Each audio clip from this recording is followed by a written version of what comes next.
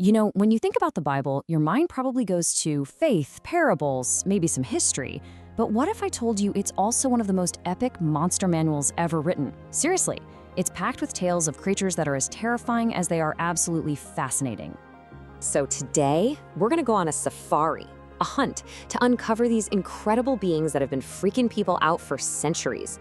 We're talking untamable beasts, giants with very strange parentage, and prophetic horrors that just completely upend what you think of as the natural world. And we're not talking about your average campfire stories here. The descriptions are so vivid, so epic, you can practically see the movie playing out. Yeah, they hint at this world where the lines between heaven and earth just get blurry, creating these legendary and kind of disturbing offspring. And come on, with a line like that, you know this is gonna be a wild ride. All right, let's get into it. So, our first stop is the Book of Job, and this is where God himself introduces two massive creatures. But here's the twist. They aren't there to terrorize anyone. They're there to show Job, a guy who is seriously questioning everything, the sheer scale of divine power. Okay, so meet Behemoth. God basically rolls out this creature as Exhibit A of things that are way, way beyond human control. It's like a living, breathing monument to a world that is so much bigger and more mysterious than we can even wrap our heads around. And this is where Behemoth gets so interesting, because it's a total paradox. Look at this profile. The Bible says its bones are like bronze tubes, its limbs are like iron rods, its tail sways like a giant cedar tree. I mean, this thing is an absolute tank, an unstoppable force, and yet it eats grass like an ox. It's this creature of mind-boggling power, but it's also just this quiet, untamable piece of nature. All right, so you've got your unbeatable land beast. You've got to have a master of the chaotic seas, right? Well, say hello to Leviathan. If Behemoth is all about the awesome power on the earth, Leviathan is the raw, terrifying chaos of the deep. This is a classic theme you see in ancient stories. You know, a creator god has to tame a sea dragon to bring order to everything. And this one, it's a fire-breathing serpent whose scales are like shields. No human has a chance. And here you can see them, side by side. It really clicks, doesn't it? Behemoth, master of the land. Leviathan, ruler of the sea. They're like two sides of the same coin of creation. One represents immense, ordered strength, and the other represents wild, untamable chaos. They're there to remind humanity of its place in this huge, awesome cosmos. Okay, so we've gone from these huge creatures of cosmic power to something a lot more unsettling.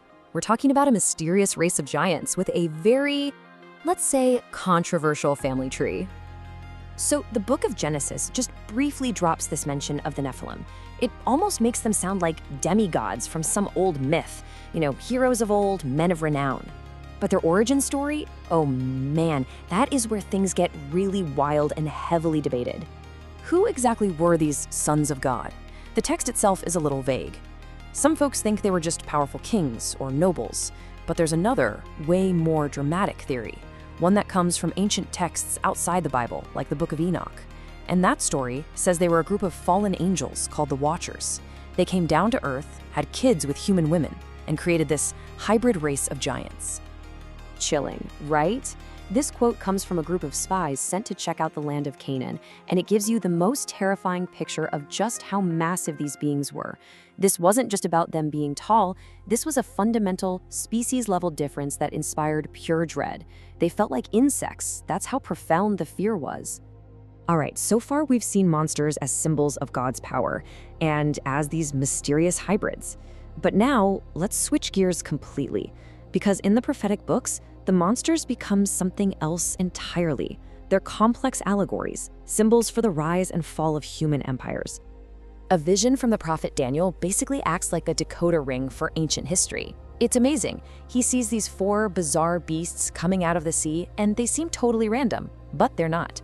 As you can see here, each one is a direct symbol for a major world power of the time, from the soaring ambition of Babylon to the bone-crushing, all-consuming power of Rome. And this whole idea of a beast as an empire gets turned up to 11 in the book of Revelation. Here, we meet this terrifying mashup creature that's basically a greatest hits collection of all the monsters from Daniel's vision.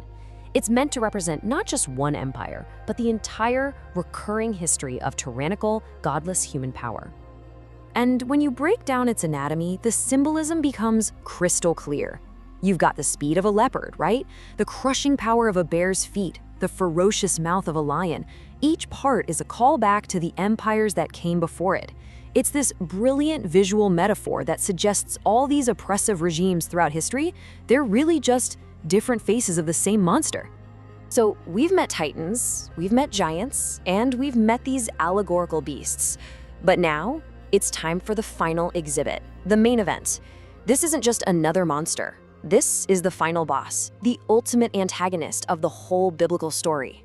This isn't some creature that just pops up out of nowhere. It has a whole story arc, a cosmic history. As you can see, it challenges heaven itself. It fights angels, gets thrown down to earth, and even then, it doesn't stop. It keeps waging war against the forces of good. This is a being with incredible power and a truly malevolent purpose. And here's the crucial part. There is zero ambiguity here. Unlike some of the other monsters we've talked about, the book of Revelation literally puts a name to the face. The text explicitly identifies this great red dragon. It connects him all the way back to the serpent in the Garden of Eden. This is Satan, finally revealed in his most monstrous form. So after trekking through this whole incredible bestiary of titans, giants, and dragons, you have to ask yourself, right? What's the point? Why fill a sacred book with all of these terrifying creatures? Well, the truth is, these monsters are never just monsters. They're these powerful, layered symbols. They stand for the untamable forces of nature, the corrupting nature of power and pride, the epic battle between good and evil. And sometimes, maybe most disturbingly, they act like a mirror, reflecting our own potential for monstrosity right back at us. And that really brings us to our final thought. The Bible used these incredible creatures to give a face to these huge, abstract fears and timeless struggles. So the question for us today is this: if we were writing these stories now, what would our monsters look like? What are the modern-day Leviathans and dragons that represent the great forces of chaos and oppression in our own world? It's a powerful thing to think about.